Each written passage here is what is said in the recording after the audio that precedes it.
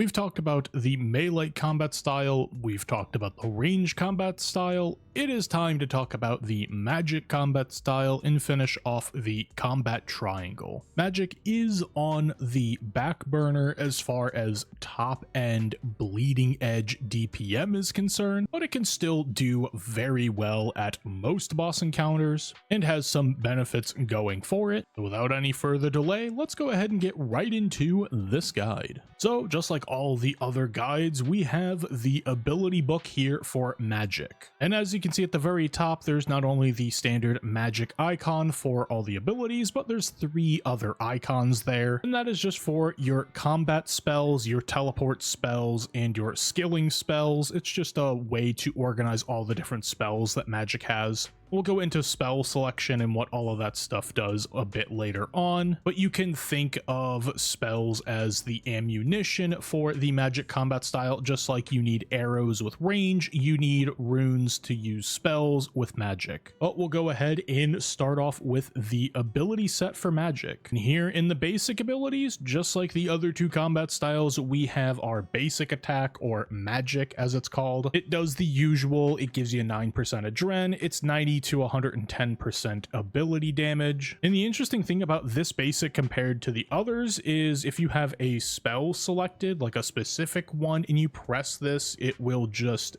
do that auto attack. So say I go ahead and set my auto cast here to Blood Barrage. You can see here it is now selected, and I press basic attack here on the dummy. It'll go ahead and just do a blood barrage right there. And I'm not sure if this was a bug or a feature, quote unquote, but before there was a discrepancy here where if you keybound basic or had a spell selected with basic and you casted the basic, it would just do less damage than actually casting the spell itself. But I'm going back and forth here on my keybinds and they're hitting the same exact figure. And it even works to where if I have a different spell selected and I press the basic attack here and I press a different spell as an auto attack, they're still hitting the same damage value. And this is kind of the unique thing with magic, where you can use spells to customize the basic attack, unlike, you know, the other ones where you just press it and it does its set amount of damage, and that's all she really wrote. Next up, we have Greater Sonic Wave. G-Sonic does a bit more damage at 115 to 135% magic damage. It generates 9%. It has a 15-second cooldown, and essentially what this ability does is saves you adrenaline on your next ability.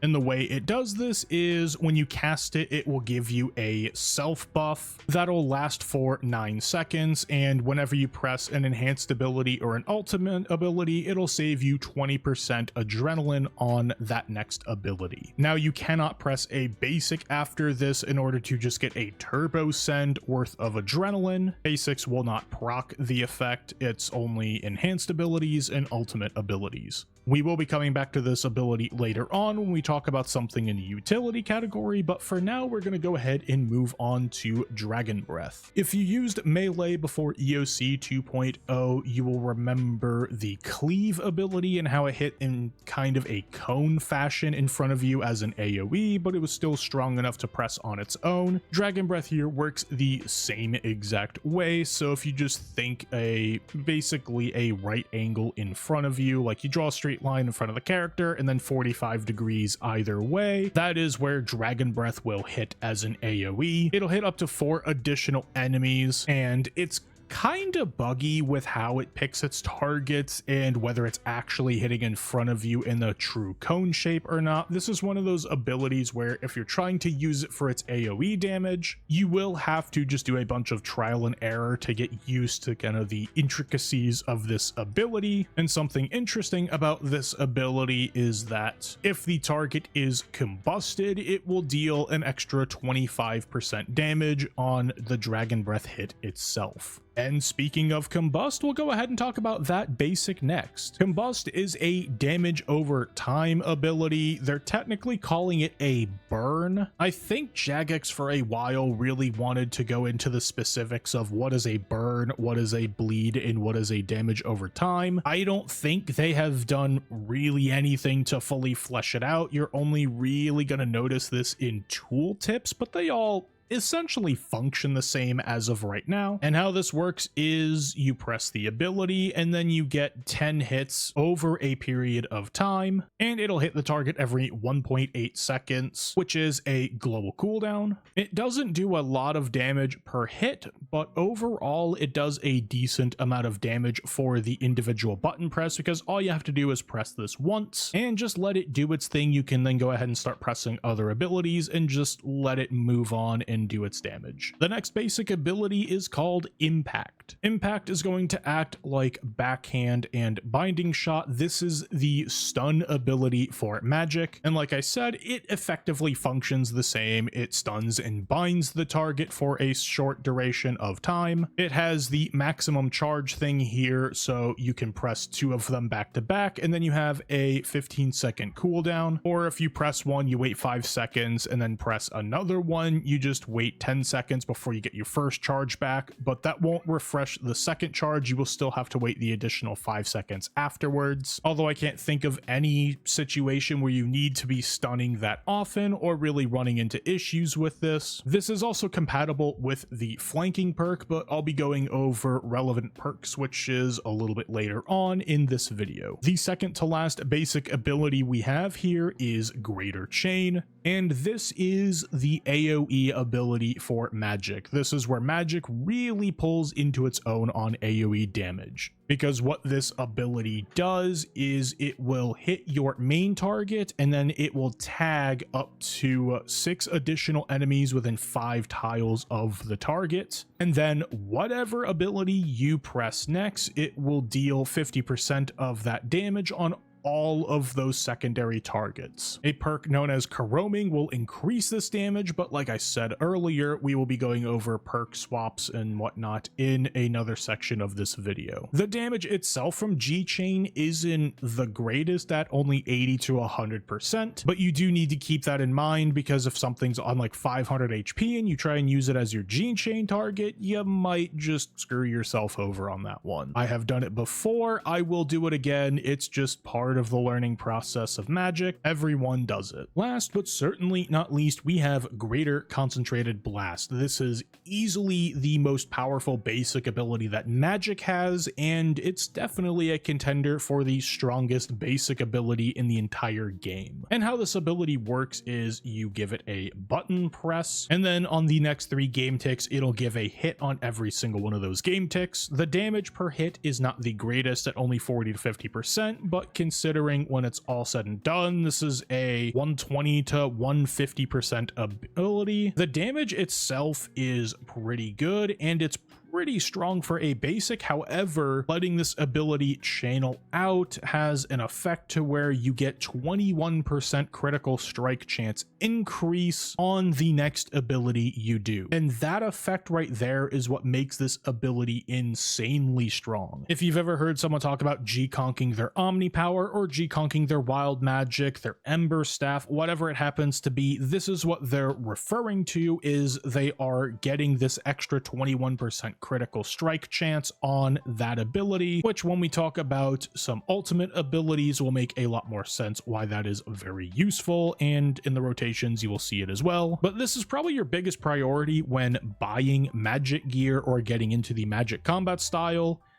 It's a pretty cheap ability if I remember correctly. I want to say it's only like 10, maybe 20 mil tops. Definitely get this one. All right, now we're going to move on to the enhanced abilities. First up on the list here is Wild Magic. Wild Magic works kind of like Snapshot, where you press it, it's a single GCD ability. It fires 2 pretty powerful hits. However, it has a 5.4 second cooldown instead of Snapshot that doesn't have a cooldown. And there are some passive buffs built into the ability itself, where each hit has a plus 10% critical strike chance and plus 20% critical strike damage. So while it fires 2 hits that are in theory the same, the second hit is always going to be a little bit stronger because of this passive effect built into the ability. The next enhanced ability is Asphyxiate. Asphyxiate you can think of like Rapid Fire, where it is a channeled ability and it lasts more than 1 global cooldown, and if you let it fully complete, you will then get a a buff afterwards. Now, if you have the full Tumikin's Resplendence armor set on, it functions exactly like rapid fire, because with the armor set, you will get 8 hits that happen every single game tick after you press the button, just like rapid fire does. And afterwards, you get a window of opportunity where your critical strike damage is increased by 35%. Now, if you don't have the Tumikin's Resplendence armor set in its full capacity, this ability still functions pretty much the same. It just does a hit every other game tick for 4 hits instead of 1 hit every game tick for 8 hits. The window of opportunity after you complete an fix is only 3.6 seconds, and it's only 15% critical strike damage increase instead of 35, but it is still a good ability to use because it does good damage by itself, but it gives you a buff to really line up your big hitting abilities afterwards. Next up on the list is Smoke Tendrils. Now, Smoke Tendrils used to be the strongest ability Magic had, bar none. It was insanely strong, and I'm honestly not sure what it is with this ability, but it just does not feel worthwhile to press anymore. I know in the spreadsheet calculators they still say it is worthwhile to press because it's guaranteed critical strikes when you do this ability, and how it works is it'll do 4 hits in a row. It's a channeled ability, and each hit is going to do more damage than the last one, and it does this over a period of time of 4.2 seconds. And like I said before, each of the hits are a guaranteed critical strike, so in combination with best in slot magic gear, it is just guaranteed consistent damage. And while my gut tells me it's not really worthwhile to press it and I'd rather just spam out a bunch of EoF specs, it is still a pretty good ability. It's also one of these odd abilities that don't generate a dren, but they also don't take away a dren. They're just a kind of net neutral ability. Next on the enhanced abilities, we have Magma Tempest, and this creates a 5x5 area centered on the target, and it does little magic hits every 1.2 seconds for a total of 8 hits. Now, the interesting thing about this one is the damage isn't that great, but it can hit up to 25 different enemies inside of its effect, which is definitely the highest number I've seen for potential targets compared to anything else in game. And I think that's because this is now pretty much a AFK Revobar Slayer ability. I haven't really used this one at all in any PVM scenarios, and instead of generating 8% adrenaline like it did in the old version of EOC, it now costs 20% adrenaline. So the only time I really use this ability is when I accidentally fat finger it. I would pretty much just save this for Slayer. And the last enhanced ability is Corruption Blast. This too got the same treatment as Magma Tempest, where it now costs 20% adrenaline instead of gaining you adrenaline being a basic ability. It does an initial decent hit of damage, and then it will slowly drain damage over time of each hit. And it still does work effectively like it did before, where if you hit a main target and it is touching a bunch of other targets around it, each time that hit goes, it will spread out to different targets. Again, very nice for some AoE situations, but I feel like this is more of a Slayer ability at this point than it is a main target solid basic ability for PVM or doing high DPM, mostly just because of the 20% adren cost, and the damage isn't really worth the button press in most situations at this point. All right, now we're moving into the real heavy hitters for abilities that Magic has, and we will go ahead and start that off with Omni Power. Now, Omni Power works kind of in an interesting manner when comparing between having a Zuck cape and not having a Zuck cape. The things that it keeps the same is its adrenaline cost and its cooldown. Those will remain the same regardless of whether you're wearing a Zuck cape or not. However, without a Zuck cape, it does a single hit of 420 to 500% magic damage, whereas if you're not wearing the cape, it'll do 4 hits of 120 to 150%, which if you do the math, you realize it is still a overall good damage increase to have the Zuck Cape. And if you really try and buff up an Omni Power for a single giant Deletus hit, you're probably going to run into hit cap issues. So it's definitely worthwhile to have the Zuck Cape out. Plus 4 hits is more opportunities to gain critical strikes rather than just 1 hit, because you have 4 coin flips essentially instead of 1. Overall, it is a very strong ability, and you will definitely be using this in your rotations. The bread and butter ultimate ability that everyone knows with Magic is Greater Sunshine. This is the classic ultimate that buffs your other abilities by 50% damage for 37.8 seconds, essentially 38 seconds. Now, when standing inside of Sunshine with the Tumikin's Resplendence armor, you will gain 7.5% critical strike chance while standing inside the area. Greater Sunshine did not get moved to having a self buff like Greater Death Swiftness did. It is still a plant it in a area. You have a 7x7 to walk around inside of, so you do have to be mindful of where you plant this thing, because if it's too far away from the target, then you're not going to get any of the buffs and you're kind of just a duck out of water at that point. If your target is inside of this little area, it'll give little hits of 10 to 20% magic damage every 1.8 seconds. And the 7.5% critical strike chance there is only because of the Tumikin's Resplendence armor, because its crit chance is not a on all the time type deal like Elite Tectonics is. If you're just wearing Elite Tech, you won't see this, and you'll just have your standard 6% critical strike chance from the armor itself. This is the main ability though, and this is what all rotations are centered around, is maximizing the damage while this effect is active and dealing with its cooldown of 1 minute in length. And last but certainly not least for the ultimate abilities is Tsunami. Tsunami is the adrenaline gaining ultimate that Magic has. You can think of it like Meteor Strike. Now, this one doesn't hit in a circle around you for its AoE effect. It'll just hit all of the targets in like a 3x3 grid in front of you, or if you're at the max cast distance away from a target, it'll still hit that one at like 8 tiles, but it won't hit anything else around it. Or maybe it does. I might be misremembering on that one. I haven't really paid attention too much, but you can cast this at max distance and still get the effect from it. And the damage from the hit itself is very solid at 225 to 275% magic damage, but the main reason we press this ability is because each critical strike generates an additional 8% adrenaline inside of a 30-second window. And that's why something like Greater Concentrated Blast is the strongest ability, at least basic ability, Magic has to offer, is because it synergizes so well with this Tsunami effect, essentially giving you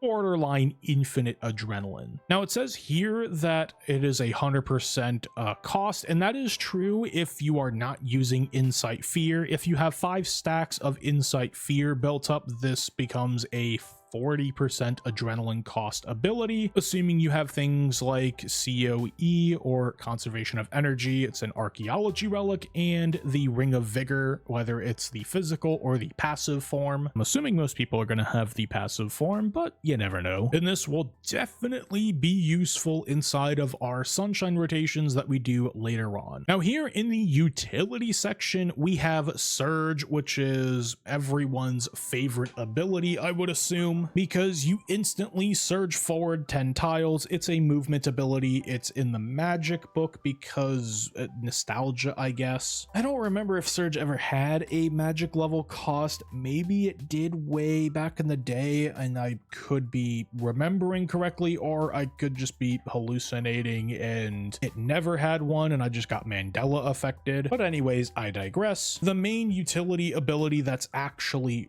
really important to use is Runic Charge, at least as far as DPM or DPS is considered. And Runic Charge is a self buff ability with a 30-second cooldown, and it does not trigger the global cooldown effect. You can cast this one in combination with any ability you want, as if you were combo eating food. So when you're combo eating, you can press both of the inputs at the same time, just one slightly before the other, like a Cerebral brew and a blue blubber, and it will just eat both of them at once. So if you press runic charge just slightly before something like greater sonic wave, greater dragon breath, or greater concentrated blast, the ability is going to go off as normal, and global cooldown should feel exactly the same as if you were just normally button mashing your rotation. But what this ability does is it's effectively a turbocharger, for lack of a better term, on each of these three abilities. Now you can only pick one of these abilities, and I think it's one of the more unique playstyles that was implemented into EOC 2.0, because if you want to save a bunch of adrenaline, you can just turbocharge your sonic wave, or your greater sonic wave I should say, and your next ability will cost 45% less adrenaline. And if you use this with like Tsunami and you have Insight Fear and all the other stuff built on, you will actually profit adrenaline, which can be quite useful if your APOT's on cooldown. If you choose to use this with Dragon Breath, it just turbocharges the Dragon Breath to a 260 to 310% ability damage ability. That didn't sound quite right. I should probably learn how to word things better, but again, I digress. And the ability I see this most commonly used with is Greater Concentrated Blast, where each attack grants an additional 10% critical strike chance, effectively guaranteeing crit strikes on whatever ability you use next. And typically you'll see this uber charged G-Conk being used with Omnipower to just guarantee that Omnipower full crits and just deletes whatever it happens to smack into. And these off global cooldown additive abilities that have unique effects with different abilities, but it forces you to make a decision with which ability you're picking based on the situation you're in, I honestly think is the most fun interaction I've had with anything in EOC 2.0. In a sea of everything that plays similarly to necromancy, this one doesn't, and I really like that. Alrighty, that will conclude the abilities discussion. Let's go ahead and move into the spells section. So all of those abilities are pretty cool and can do a lot of damage. However, in order to actually use them, we need to select a spell. Now, I won't be going over every single possible spell inside of the magic spellbooks. I'll be going over just the relevant ones for DPM, and the main spell that most people will just be camping the whole time is Insight Fear. This spell is found on the Ancient Spellbook. I believe it's unlocked after City of Seniston, if I remember correctly, and you have to have Desert Treasure obviously for the Ancient Spellbook, but Insight Fear is the highest level spell, where damage scales all the way up to a level 100, and for reference, all of those high level spells on the Ancient Spellbook are going to scale up to 100, even though some of them might be only like level 86 or 91 or something like that. But how Insight Fear works is you build up 5 stacks, it'll do this small little AoE effect. You'll see kind of like an ice prison from Nex go around the target, and it does a little bit of damage. It's kind of nice, but the big thing that Insight Fear does is that each stack makes Tsunami cost 12% less adrenaline, and each of these hits are generated by doing an ability hit. So G-Conk is going to give you 3 stacks, Dragon Breath will give you 1, so on and so forth. Most people will just sit on Insight Fear, but a spell that you can swap to that is closely related to Insight Fear if you want to get a bit of extra damage is called Exsanguinate. And Exsanguinate works in a similar method where each ability hit is going to give you a stack, but you can stack Exsanguinate up to 12 stacks, and each one gives 1% damage to your basic abilities, so essentially a 12% DPS buff on all of your basics. Now, the issue with this is I believe it's a bug, but it also might be intended. I can't quite remember at this point, but Exsanguinate used to buff the FSOA hits because they were technically considered basic attacks or basic abilities that were getting spammed out instead of auto attacks. This was all during the old FSOA rework from, I want to say 2023, like somewhere in June or July, I think it happened. But anyways, I digress. And this is no longer the case. You no longer get 12% damage on your FSOA hits. Hopefully this gets reverted, as it would definitely be a nice buff to get magic back into the swing of things, but I won't be holding my breath for that. It's still worthwhile to switch if you want to, but if not, it's not the end of the world. Now, the other spells that you'll see people using from time to time is Ice Barrage and Blood Barrage. Ice Barrage just binds targets in place for 9.6 seconds, and you will see people using something known as manual spell casting. It's a setting in the settings menu, so that way if you keybind another spell, it won't switch to your auto attack or your auto cast spell. It'll just do one instance of that spell that you individually keybound. So if we just go back to the main game here real quick, I have my auto cast set to Insight Fear, but with manual spell casting on. If I just go ahead and Ice Barrage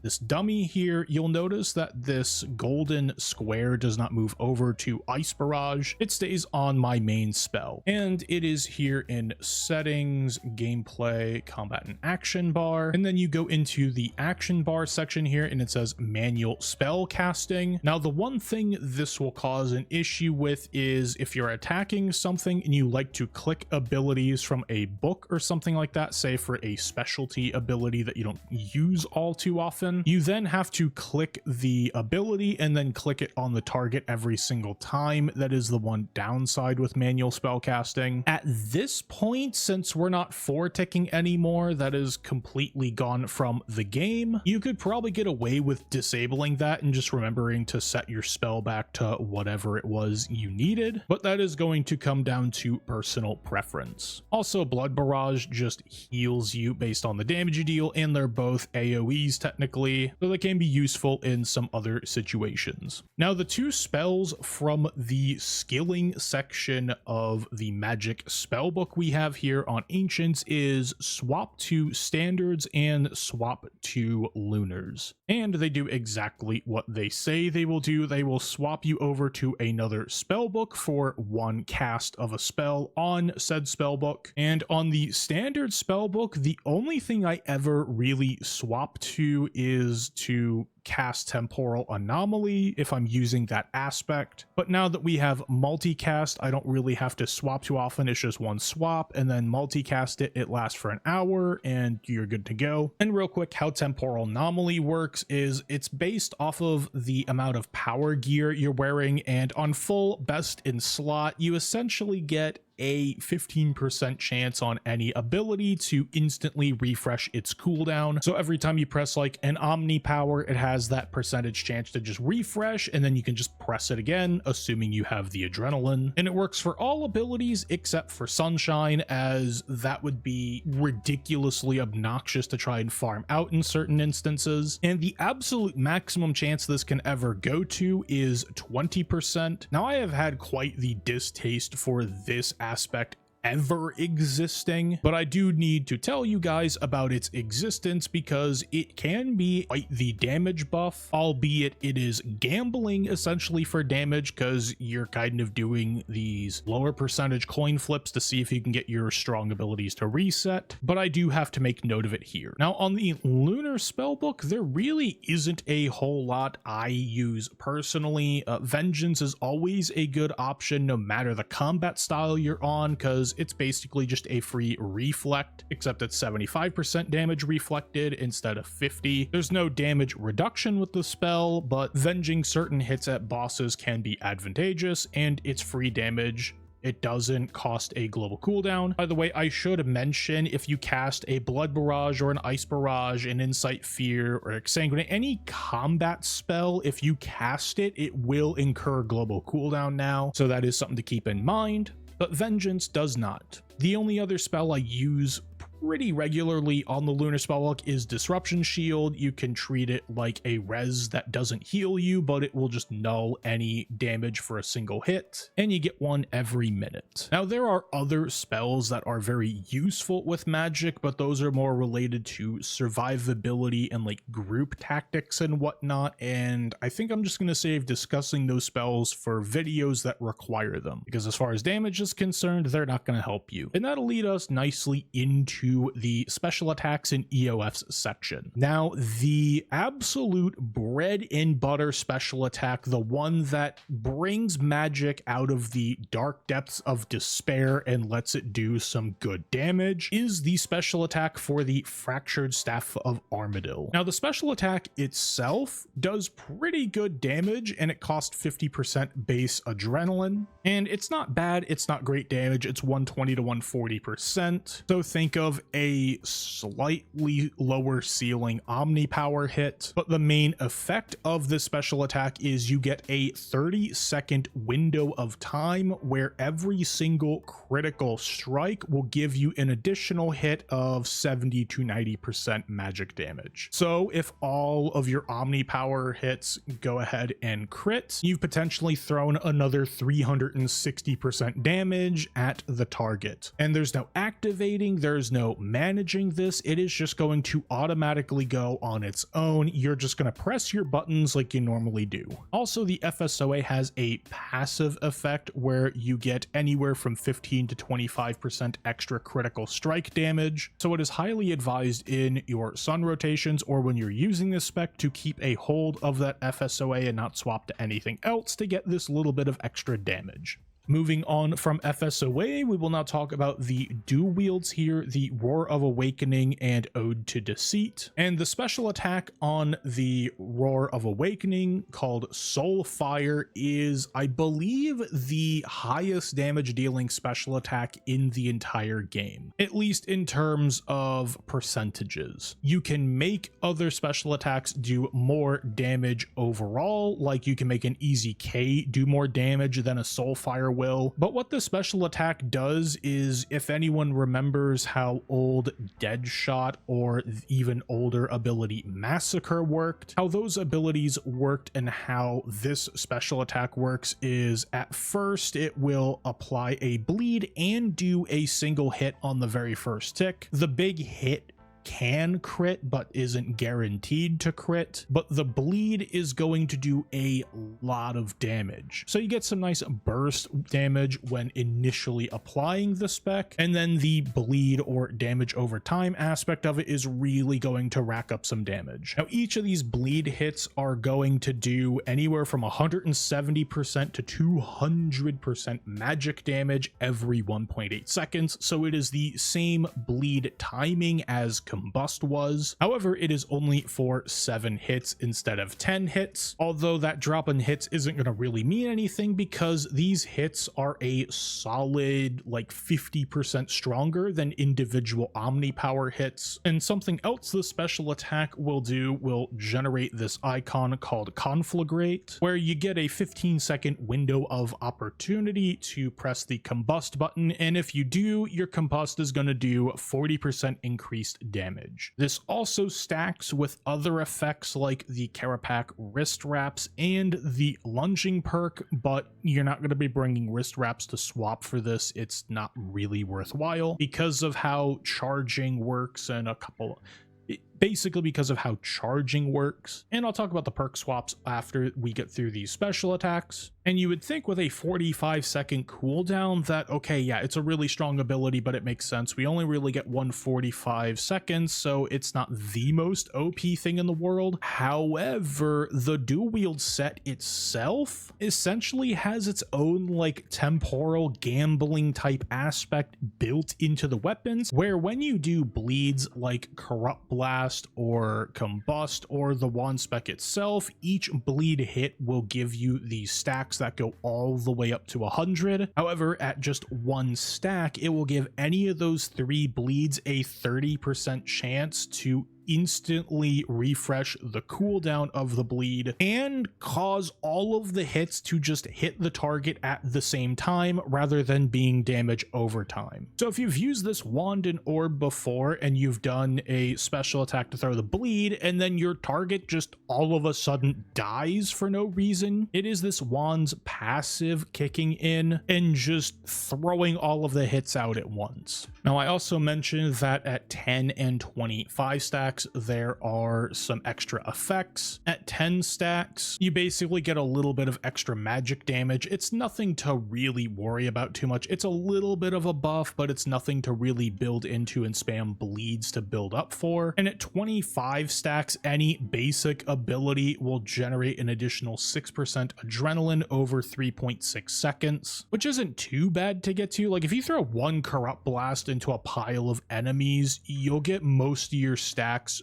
pretty dang on quickly, which isn't too bad to do. Like, if you're doing an elite dungeon or something and you throw out one corrupt blast and it hits a bunch of different mobs, you'll build up stacks pretty quickly. Now for EoFs, we actually don't have that many EoFs to talk about. There are only 2 that I really use for magic. There's some other hyper niche ones that you might see people pulling out, but personally I only use the Legatus Ember Staff and the Gothic Staff. I personally don't use Armadyl Battle Staff at all, mostly because I got rid of it quite a while ago when it basically became useless. And with how expensive it is and how annoying it is to try and get one myself, and seeing that it's not really that much better than the Legatus Ember Staff, I've basically just said, screw it, I'm not gonna bother re-getting one and finding more EoF space for it. Personally, for me, that ship has sailed. So I'll be talking about the 2 EoFs here that I use. If you're an ABS fanatic, have fun, you do you. I'm just going to talk about what I use. With that long-winded explanation out of the way, the Legatus Ember Staff works in a similar fashion to a couple other abilities in game, most notably the Punish ability from the melee ability set, where the idea is it does a relatively normal amount of damage on a target that is full HP, but when that target is lower health, it is going to start doing more and more damage. And the way Legatus Ember Staff calculates this is normally it is a 240 to 280% ability damage hit, which is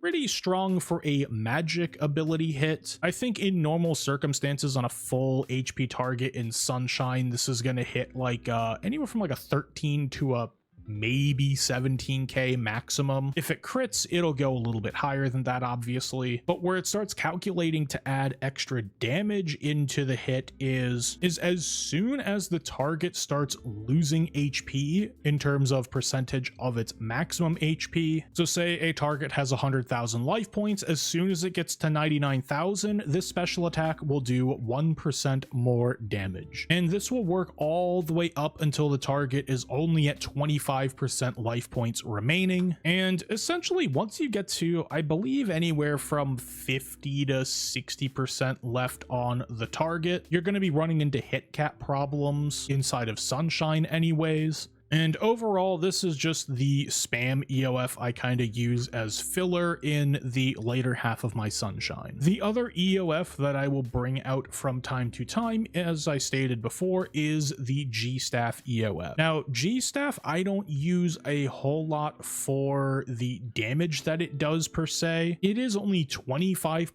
adrenaline compared to the 35% adrenaline base cost of the Legatus Ember Staff, but it is only 200 to 240% magic damage, so I don't really think it's worth the global cooldown press, as something like Wild Magic is already going to be stronger by default and cost the same amount of adrenaline. But what I like G-Staff for is if I'm in any situation where I need to get a bit of extra accuracy, it'll now do what they call increasing the base hit chance against the target by 2 for 1 minute. I believe this still works with the old affinity calculation, where each stack of affinity is quite a bit of defense reduction on the target. Everyone remembers how insane stat Warhammer is when it comes to defense reduction and giving you actual, accuracy on a target, and that does 5 affinity stacks. This does 2, so it's not the greatest, but in some situations it is pretty nice to have. Those situations are becoming fewer and further between because combat stats go to 120 now, so we don't have too many accuracy problems. I believe the only time I pulled this out is when I was doing some Nakatra with Magic Camp for some testing purposes. Maybe at a Masket it's still used, but I'm not sure on that one. But maybe in the future this EoF will see a little bit more use depending on what the future boss's defenses will look like. Alrighty, let's go ahead and get into some rotations. Some supporting gear to make these rotations easier. I'll be using a Calgarian Demon in order to get all of the crit chance, because like we discussed before, that is very helpful for the magic style. I'll have my Grim active, and for relics, I will be using my normal setup. Zerk Fury isn't going to make too much of a difference on this example rotation, but it will be nice in boss instances. The big one that you want to use is Conservation of Energy, because it saves adrenaline on your Sunshine, your Omni Power, your Tsunami, so on and so forth. Now I should probably make a note here that these rotations are not 100% optimized or anything like that. These are just some general rotations that I use and sometimes modify depending on what boss I'm doing. So if you're doing something and you can't quite fit this rotation in, you don't have to copy it verbatim, as with any other guide or video that I do. But I will go ahead and do two rotations here. One of them is going to be with an adrenaline renewal flask and the other is going to not have one, just so you have some options. And we'll go ahead and get set up and ready to go. All right, that rotation would look something like this. We'll go ahead and hit Sunshine and drink our A pot, and then I'll just do something like a G Conk into a G Sonic,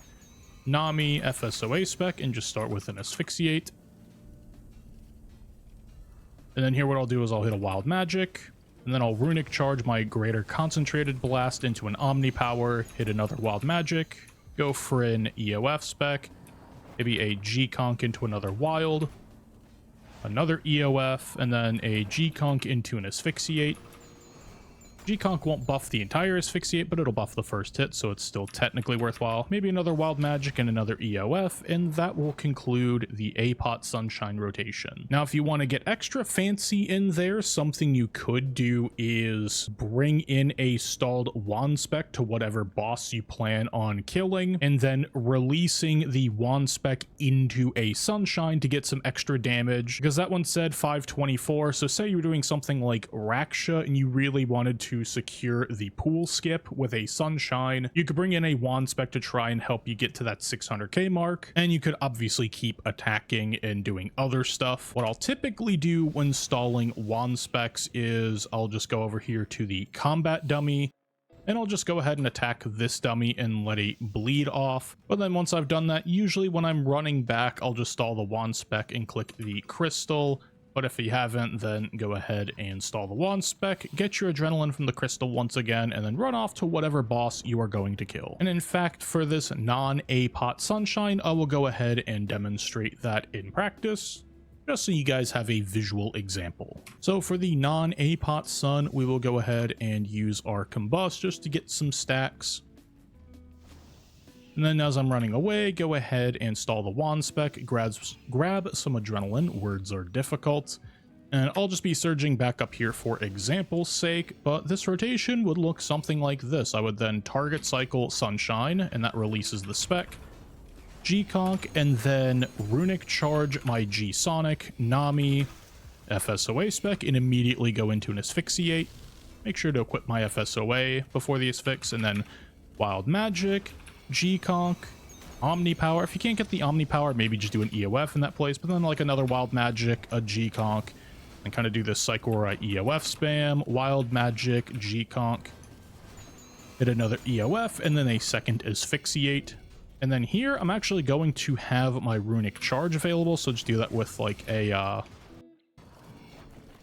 Wild Magic or an EoF spec. It doesn't really matter which one on that one. And you might even be able to save your Omni Power for the second Asphyxiate, so that way you have the Runic Charge for your G-Sonic in order to get all of that adrenaline you need. And then you also have it for the Greater Concentrated Blast at the tail end of your Sunshine to get that buffed Omni Power. I'd imagine it's a very tight timing window. I haven't really experimented with this too much other rather than say something like Zamorak where your cooldowns are getting reduced anyways because of how the fight works. But that is the beauty of this game. You can go out and try different stuff, new ideas and whatnot, and see what works for you. Also, the nice thing about doing the whole stalling a wand spec and then using the crystal and then going in is that initial wand spec hit will count as an insight fear stack. So that way all you have to do is hit G-Conk and a greater sonic wave with the runic charge, and then you have your maximum insight fear stacks. So that way your tsunami is using as little adrenaline as possible, which is going to be ideal if you're not going to have an adrenaline renewal flask for this sunshine. Now you might be asking yourself, what situation would I not have an A-pot for a sunshine? That's kind of silly. And usually your second sunshine is not going to have one because this cooldown is 2 minutes. So if you use it for the first sunshine and then you get back to your second sunshine after 1 minute, this is still going to be on a roughly 1 minute cooldown. Or sometimes if you're doing something like in a hybrid scenario, you want to save your A-pot for in between on something on like a phase, or you want to save it for the other combat style to really buff its damage in a specific phase. There are quite a few situations where holding off on your adrenaline renewal can actually be a benefit towards the boss encounter. So it is why I included it here in the examples. And that's all I really have to say about this topic.